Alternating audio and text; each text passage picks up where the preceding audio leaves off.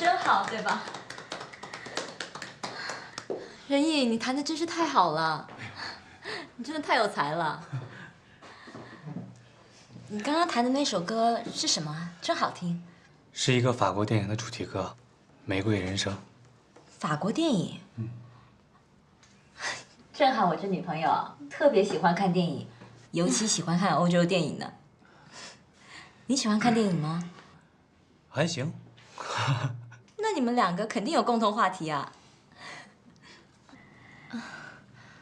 姐，我去個洗手間。啊，好，在那兒。